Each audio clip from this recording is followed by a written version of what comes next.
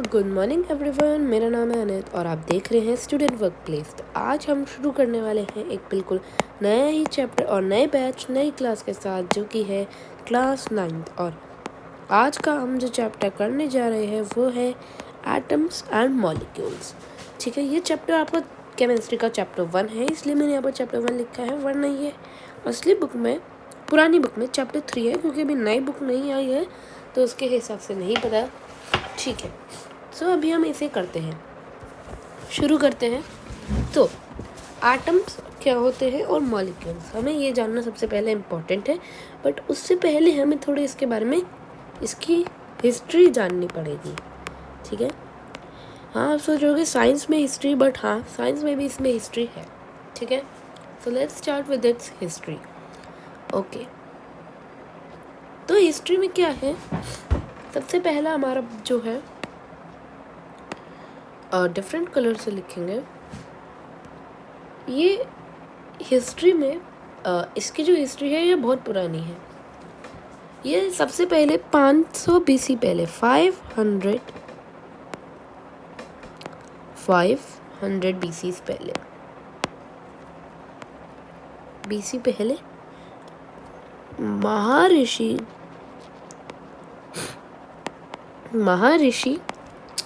कौन से हैं हमारे यहाँ पर, महर्षि कन्नड़ है। कन्नड़ ने इसकी खोज की थी।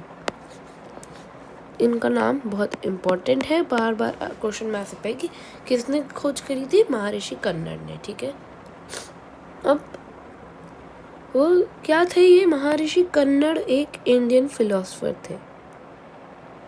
ठीक है, इंडियन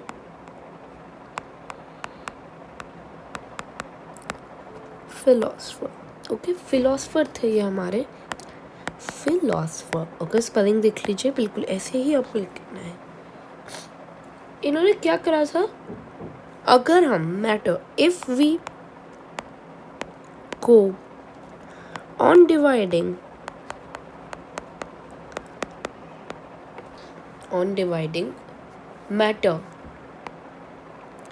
मैटर को वहाँ, तब उन्होंने क्या कहा था, यहाँ पर आप लिख लीजिए पदार्थ।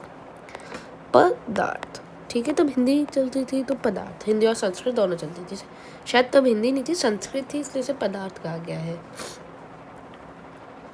हमें उसके वी शेल गेट क्या मिल जाएंगे, we shall get smaller and smaller pieces. ठीक है, एंड स्मॉलर पीसेस। ठीक है, इतना समझ आ गया, स्मॉलर एंड स्मॉलर पीसेस। ठीक है, अब हम कलर चेंज कर लेते हैं ताकि समझ में आता रहे। स्मॉलर एंड स्मॉलर पीसेस हमें मिलते जाएंगे। ठीक है, कब की बात है, 500 BC में महर्षि कन्नड़ ने कहा था कि अगर हम इसे डिवाइड करते जाएंगे तो हमें स्मॉलर एंड स्मॉलर पीसेस मिलेंगे। ठीक है, ये कौन थे, इंडियन फिलोसफर्स थे ये। आगे बढ़ते हैं। आगे कहा गया है कि उन्होंने आगे कहा है कि एक अंत में एक ऐसी स्टेज आएगी जिसमें हमारे पास ये एंड होगा, कि मतलब हम उसे और नहीं तोड़ सकते। At the end which further division, जिसका फर्दर डिवीजन नहीं हो पाएगा। ठीक है, no further division would be possible. Okay, would be possible, उन्होंने हमें ये बताया था। उन्होंने इसका नाम क्या दिया था, उन्होंने इसे बोला था, एटम तो नहीं बोला था उन्होंने इसे कुछ अलग नाम दिया था, परमाणु। ठीक है, क्या दिया था, परमाणु, ये नाम दिया था उन्होंने। अलग नाम है इसलिए, बट परमाणु ही उन्होंने नाम दिया है।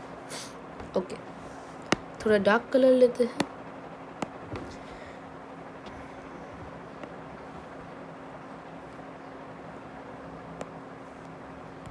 ठीक है, आगे बढ़ते हैं।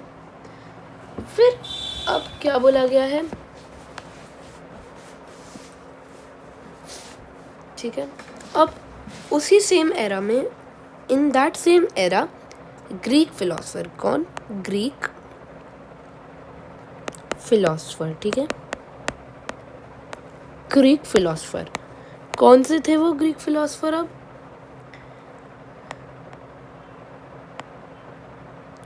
क्या नाम था उन ग्रीक फिलोसोफर का? 2 ग्रीक फिलोसोफर थे, नाम देख लीजिए आप। पहले थे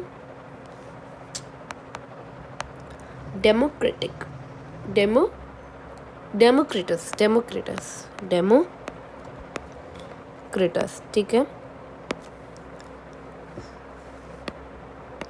और दूसरे थे हमारे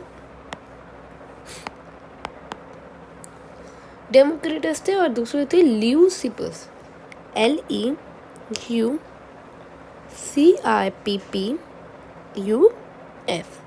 ल्यूसिपस, ठीक है। उनका ये नाम था। इन दोनों ने क्या कहा? इन दोनों ने उसे नाम दिया। डेमोक्रिटस ने कहा कि ये इनविजिबल है, मतलब इतने छोटे हैं कि हम अपनी आंखों से नहीं देख सकते, ये इनविजिबल होते हैं। और उन्होंने इसे नाम दिया एटम्स, जिसका मीनिंग इन्होंने लिखा indivisible and invisible. Okay, indivisible invisible, okay, indivisible indivisible, ठीक है। एटम्स का मीनिंग होता है इनडिविजिबल, ओके, ये एटम्स का मीनिंग होता है। समझ में आ गया? इनडिविजिबल मतलब एटम्स और एटम्स मतलब इनडिविजिबल आता है, दोनों का इक्वल मीनिंग हो गया, ठीक है। अब हमारे पास एटम्स की भी लॉज होते हैं, ठीक है, अब उन्हें समझते हैं। Loss of chemical combination. अब केमिकल कॉम्बिनेशन किसने बनाया था पहले वो जान लेते हैं। Chemical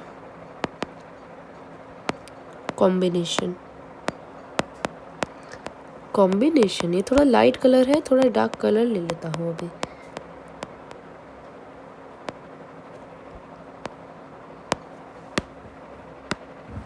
chemical combination,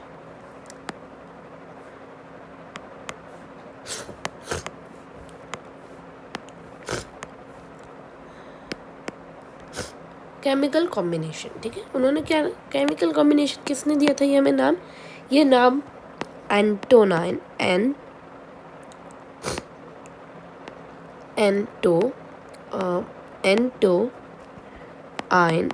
एंटोआइन L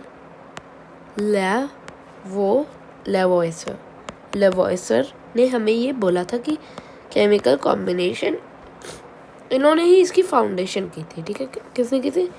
एंटोआइन L लेवोइसर, ठीक है। आगे बढ़ते हैं। अब इन्होंने 2 important laws of chemical combination करे थे, उन्हें समझते हैं।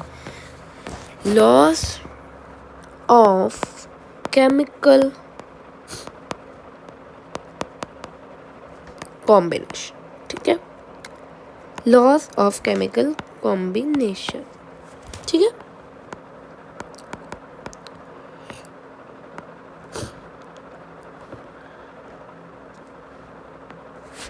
लॉज ऑफ केमिकल कॉम्बिनेशन, अब इन्हें देख लेते हैं। कौन से लॉज दिए थे? पहला उन्होंने दिया था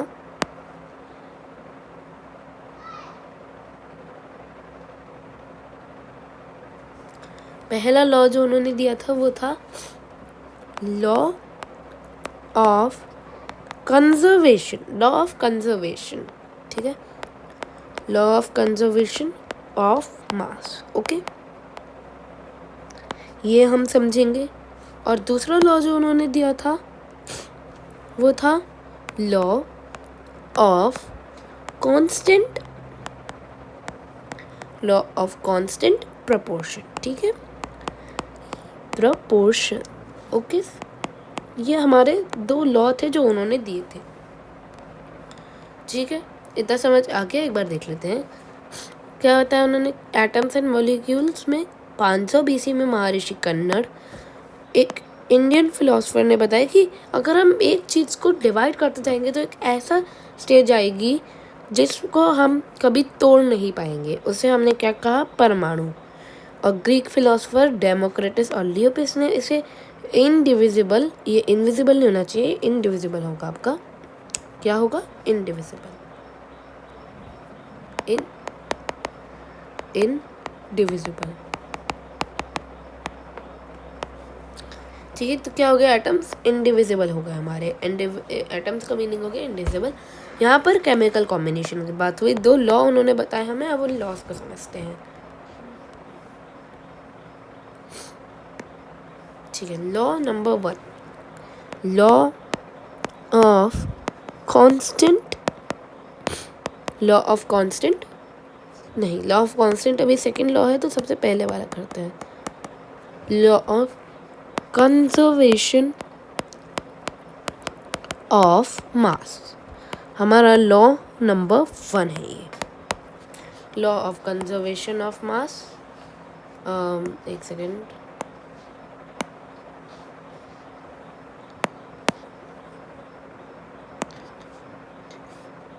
हाँ, तो क्या है ये, law of conservation of mass. Okay, यहाँ पर गलती से स्पेस छूट गया है। ठीक है, अब इसे समझते हैं। तो law of conservation of mass को सबसे पहले समझते हैं, डेफिनेशन को भी बाद में लिखते हैं। ठीक है, तो सबसे पहले मान लीजिए ये हमारे पास एक वेइंग स्केल है। Let's take the black colour. मान लीजिए ये हमारे पास एक वेइंग स्केल है। ओके,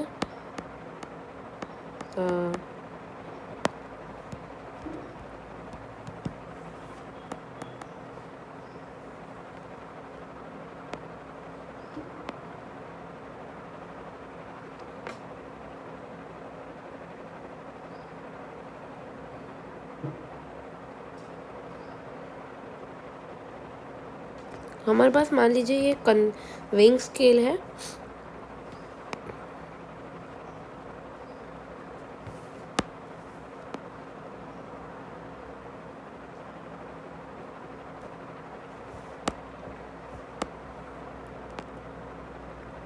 ठीक है,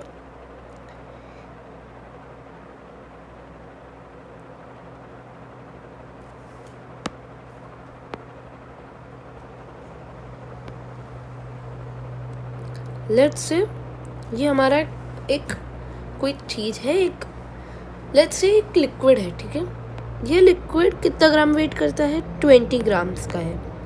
ठीक है, ये लिक्विड कितने ग्राम्स का है, हमारे 20 ग्राम्स का है। और वहीं पे ये दूसरा लिक्विड भी है। ठीक है, एक और लिक्विड है हमारे पास, ये 10 ग्राम का है। ठीक है, ये लिक्विड कितने ग्राम्स का है, हमारा 10 ग्राम्स का है। अब law of conservation of mass कहता है ये दोनों अगर हम मिक्स करते, ठीक है, मतलब इन दोनों को मिक्स करते,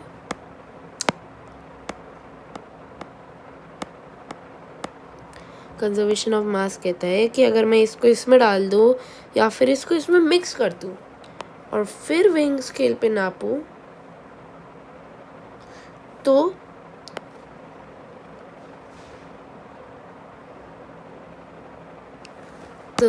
मेरा जो सम आएगा, जो वो सम आएगा, इन दोनों जो वेट आएगा वो इनका सम होगा, यानी कि 20 + 10 ग्राम होगा ये। ठीक है, यानी कि इसको और अगर इसको मिला दिया जाए तो इन दोनों का सम आएगा। अब लेट्स टेक अनदर एग्जांपल। ठीक है, ये एक चीज़ है 10 ग्राम की, ये एक चीज़ है 30 ग्राम की। ठीक है, अब इसको मैंने इसमें डाल दिया तो मेरा टोटल कितना आएगा, तो मेरा इसमें कितना ग्राम का वेट होगा, तो 10 + 30 हो जाएगा, जो कि 40 ग्राम आ जाएगा, है ना, 40 ग्राम्स। ठीक है, डरने की कोई बात नहीं है, मैं आपको इसमें ट्रिक्स भी देता जाऊँगा।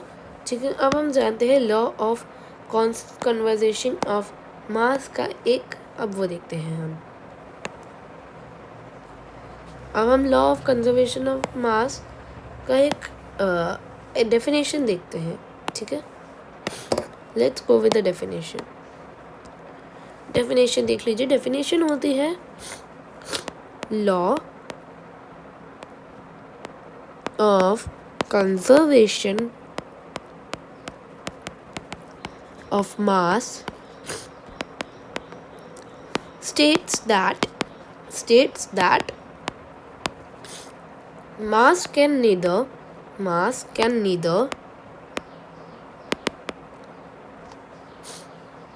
be created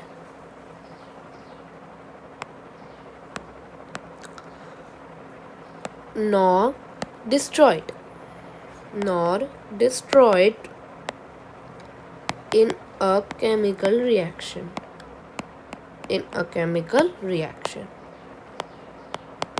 ठीक है, तो अब वो क्या कहता है कि ना तो अगर मान लीजिए 10 ग्राम का केमिकल है, मान लीजिए 10 ग्राम का केमिकल है और ये 20 ग्राम का है, तो अगर मैं इसको इसमें मिलाऊंगा और केमिकल रिएक्शन हुआ तो उसका क्या मतलब है, ये नहीं होगा कि ये 25 ग्राम का हो जाए या फिर 15 ग्राम का हो जाए, ये नहीं होगा। क्या होगा कि जो हमारा केमिकल रिएक्शन के बाद लिक्विड जो भी बनेगा वो 30 ग्राम का ही होगा। ठीक है, लॉ ऑफ केमिकल रिएक्शन ये कहता है। ठीक है, तो समझ आ गया है, तो आगे पढ़ते हैं।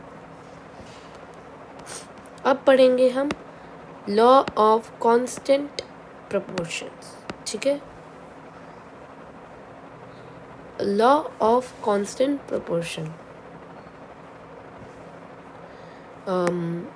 एक चीज़ सीखते हैं, इसके लिए इजी सा एग्जांपल ले लेते हैं। क्या है हमारा लॉ ऑफ कांस्टेंट प्रोपोर्शन। ठीक है, लॉ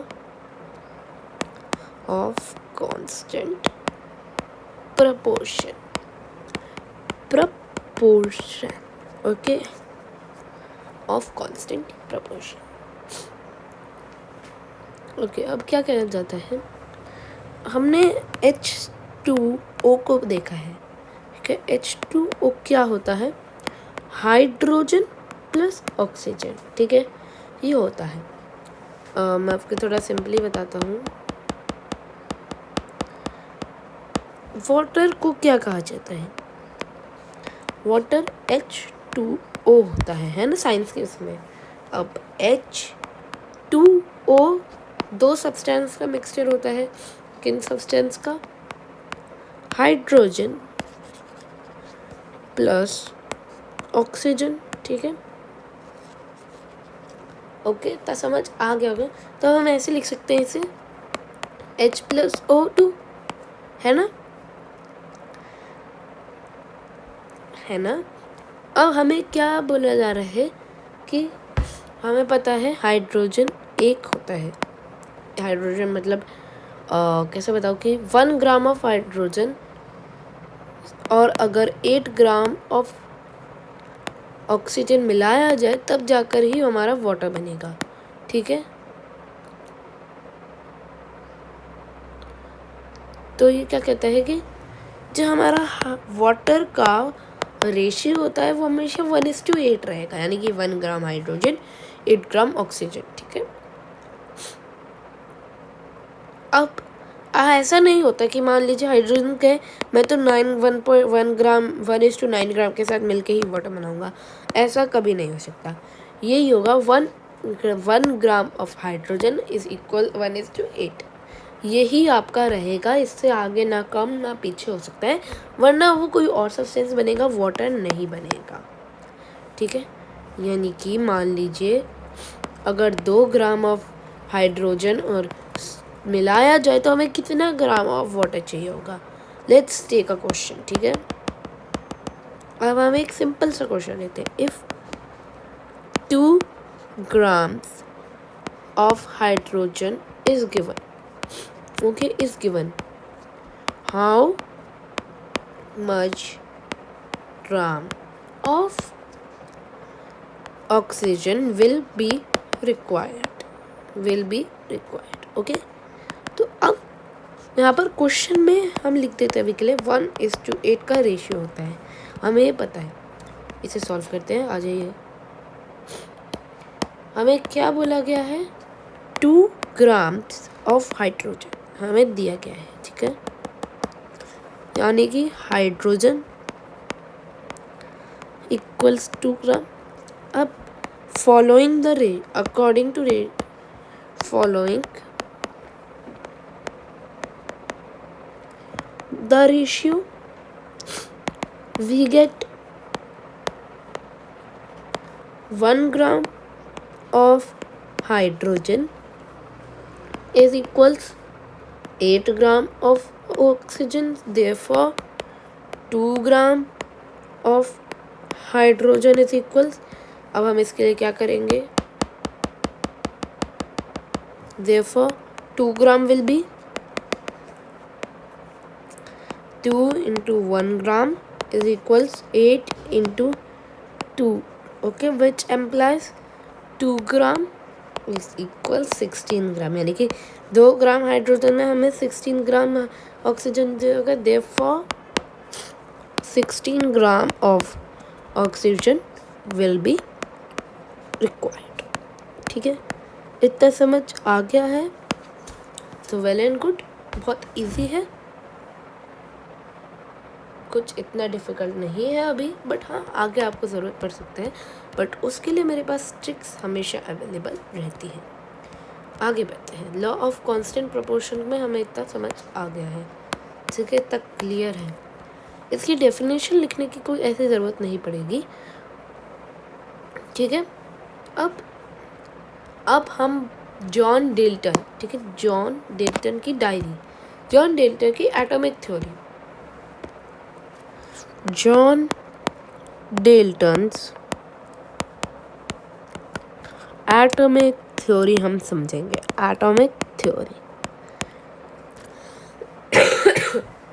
ठीक है। उन्होंने हमें 5 चीज़ें बताई थी कि पहला उन्होंने क्या बताया था, जो सबने बताया एटम्स क्या होते हैं, सबसे छोटा जो किसी चीज़ को तोड़ा नहीं जा सकता, तो उनकी ये गलत थ्योरी थी। सेकंड थ्योरी जो उनकी ये थ्योरी हमने गलत प्रूव कर दिया आज। Second theory atoms are indivisible particles, ये भी हमारे इसमें आज गलत ट्रू हो चुकी है। Third theory atoms of a given element are identical in mass, तो ये भी हमारी गलत हो चुकी है, ये मैं आपको समझाऊंगा। और इनकी चौथी और पांचवी थ्योरी अभी सही है कि atoms combine in the ratio of whole numbers to form compound, ठीक है।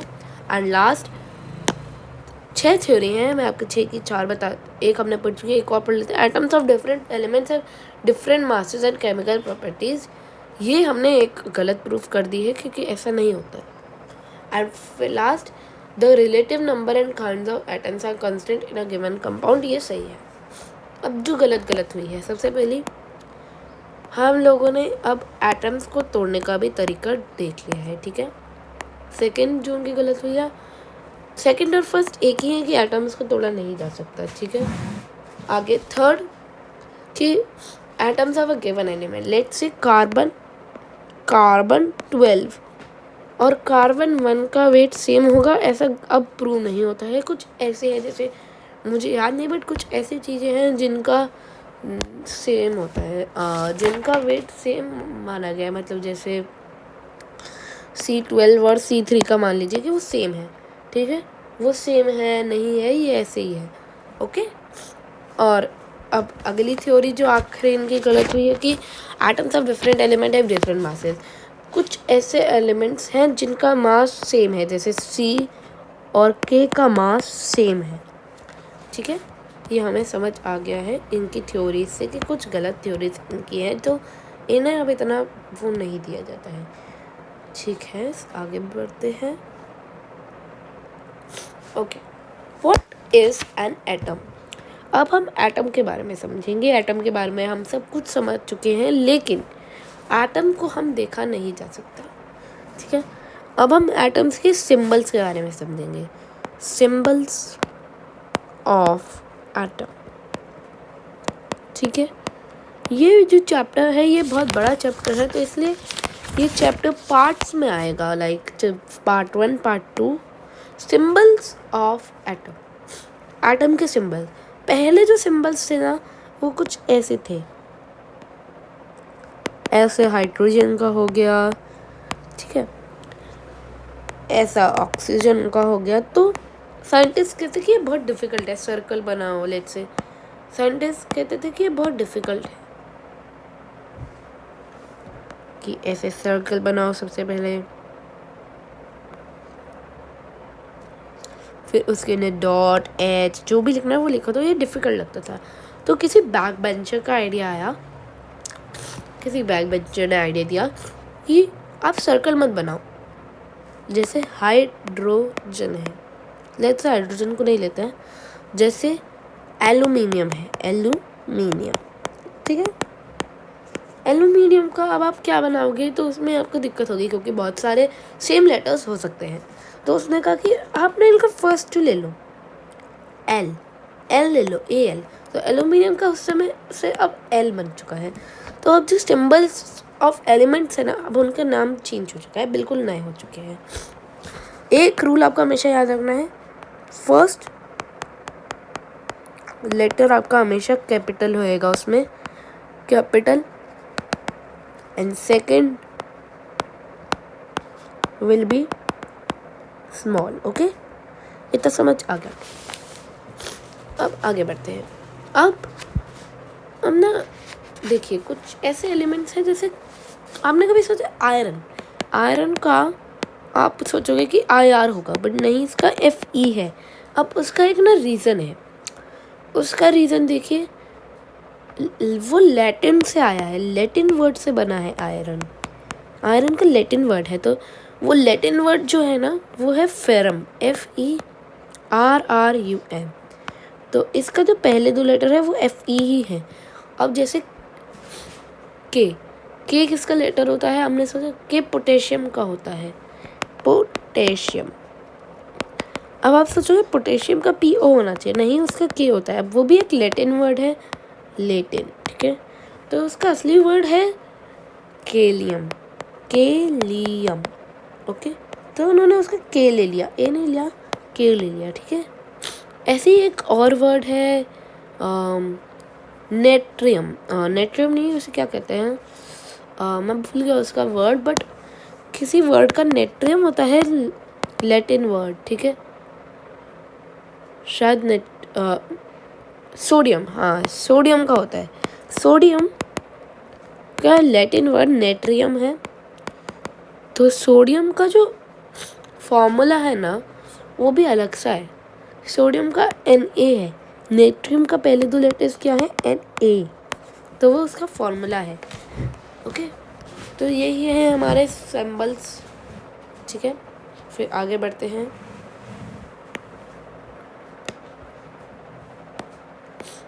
आगे बढ़े तो अब आप देखोगे एटॉमिक मास, ठीक है। इसका ना मैंने बहुत इजी तरीका ढूंढा है, बट उसके लिए आपको ना शायद पीरियोडिक टेबल पे जाना पड़ जाएगा। मैं आपको पीरियोडिक टेबल की एक इमेज अपलोड कर दूंगा। Let's take an image for the periodic table. तो यहाँ से आप ये देख सकते हैं, ये एक बहुत अच्छी पीरियोडिक टेबल लगी मुझे बायजूस की वेबसाइट पर। आप देखिए, ये पीरियोडिक टेबल है, मान लीजिए आपको 1 का देखना है, तो आप उसके बारे में सारी इन्फॉर्मेशन जान सकते हैं, ठीक है। उस ऑक्सीजन क्या है, अब आप यहाँ से ये भी देख सकते हैं कि कौन सी सॉलिड है, कौन सी लिक्विड है, कौन सी लैथनाइड है, कौन से अल्कली मेटल्स हैं, कौन नोबल गैसेस हैं, S block, D block, P block, B block, सब आप देख सकते हैं। वरना आपको असली वो देखने हैं पीरियोडिक टेबल, तो आप यहाँ से देख सकते हैं। ये देखिए, ये रही पीरियोडिक टेबल।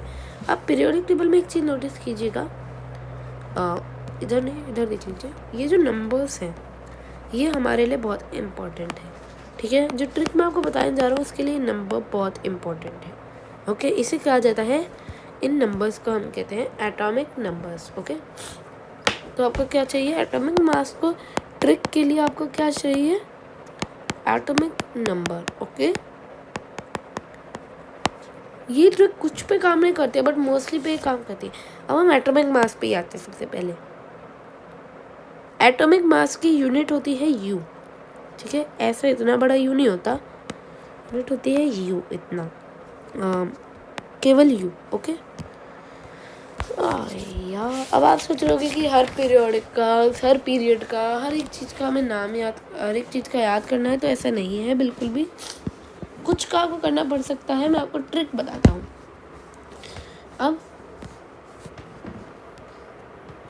अब जैसे हम करेंगे ट्रिक का यूज़, ठीक है।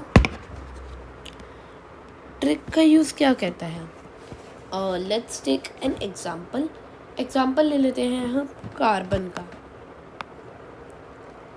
हम मान लीजिए एटॉमिक मास निकालना है कार्बन का। किसका निकालना है? कार्बन। ओके, सबसे पहले आप पीरियोडिक टेबल पे आइए। अब यहाँ से देखिए कि कार्बन कौन से नंबर पे आता है। कार्बन की जो फॉर्मूला हम नाम बोलते हैं कार्बन का, कार्बन को बोला जाता है, मतलब क्या बोला जाता है, कार्बन को बोला जाता है आपका सी आपको ये दिख रहा है। इसका एटॉमिक नंबर देख लीजिए 6 है। ठीक है, हमें इतना पता चल गया। तो उसका एटॉमिक नंबर क्या है? 6। अब हमारी जो ट्रिक है वो 2 नंबर्स पे है। इवन नंबर्स के लिए अलग है और ऑड नंबर्स के लिए अलग है। अब 6 हमारा क्या है? एक इवन नंबर है। एटॉमिक नंबर जो हमारा 6 आया वो क्या है? Even number. तो इवन नंबर के लिए है 2 इंटू एटॉमिक नंबर, उसका क्या दे देगा आपको? एटॉमिक मास दे देगा। ठीक है, उसी प्रकार से चेक कर लेते हैं। 2 इंटू 6 इक्वल्स 12। तो हमारा एटॉमिक मास 12 आ रहा है, यानी कि 12 यूनिट्स की जगह यू 12 यू आ रहा है हमारा एटॉमिक मास। देख लेते हैं यहाँ पर डिस्कवर्ड बाय डेंसिटी, यहाँ पर एटॉमिक मास 12.0, तो हम उससे 12 ही लिखते हैं। ठीक है, आप यहाँ चाहें तो यहाँ सर्च भी कर सकते हैं एटॉमिक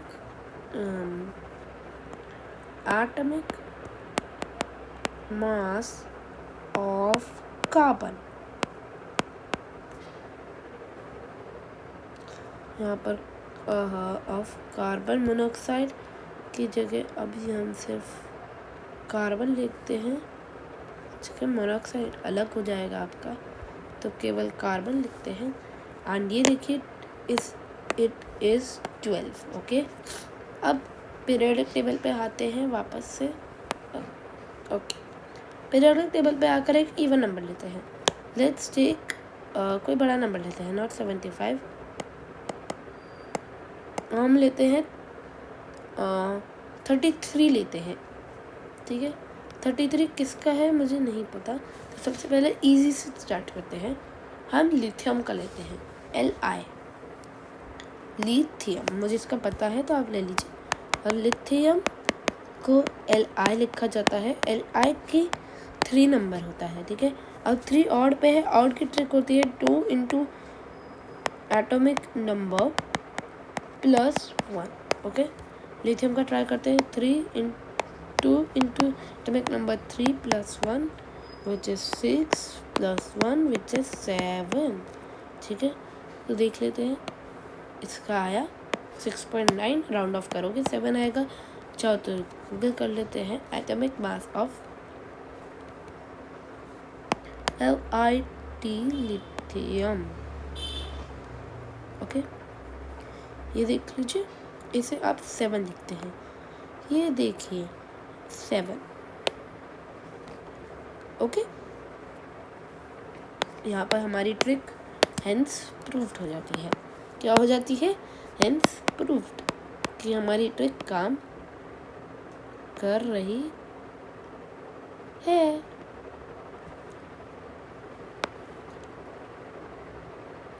ओके, आगे बढ़ते हैं। आगे हमारा आता है, अब हमारा मॉलिक्यूल्स है जो कि हम करेंगे। ये है आपका पार्ट 1 जो कि यहीं समाप्त होता है। ज़्यादा बड़ी वीडियो हो जाएगी तो दिक्कत हो जाएगी। पार्ट 2 आपका जल्द ही स्टूडेंट वर्क प्लेस पे एक कोर्स में आपको एक कोर्स मिलेगा। क्या मिलेगा? कोर्स करके, कोर्स या फिर / प्लेलिस्ट मिलेगी। ठीक है, प्लेलिस्ट का नाम होगा आपका, क्या नाम होगा उस प्लेलिस्ट का? साइंस, या फिर साइंस में उसका नाम होगा क्लास 9 केमिस्ट्री। ठीक है, इस नाम से आपको प्लेलिस्ट या कोई कोर्स मिलेगा, तो उस पर आपको पार्ट 1 के साथ पार्ट 2 भी मिल जाएगा जब अपलोड होने वाला होगा। और उसके साथ आपको बाकी सारे केमिस्ट्री के all chapters of class 9th भी मिल जाएंगे, ठीक है। एंड मेन थिंग जो आपको सबसे ज़्यादा मुझे बतानी है, प्लीज़ डोंट फॉरगेट अरे ये कलर अच्छा नहीं है, थोड़ा अच्छा सा कलर लेते हैं। हम कलर लेंगे, कौन सा कलर लिया जाए, इन पिन ये लेते हैं। मैं आंखें बंद कर रहा हूँ, जिस कलर पे आया वो ओके, ये आया है, इससे लिखते हैं, ठीक है। Please don't forget to like and subscribe this channel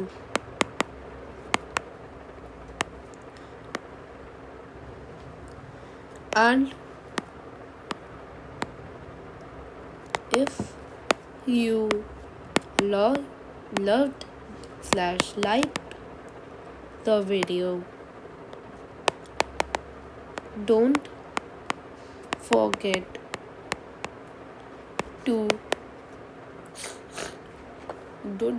to comment your views and feedback. Thank you for watching.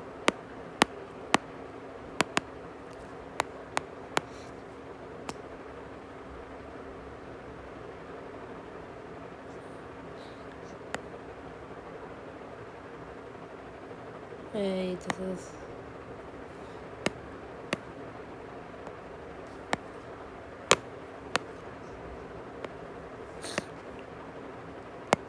Okay. So एक चीज़ रहती है बस, फिर इस वीडियो को एड करते हैं। Thank you for watching. Okay,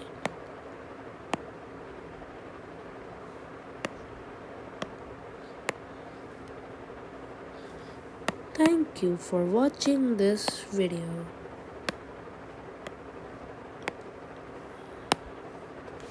Have goodbye. Have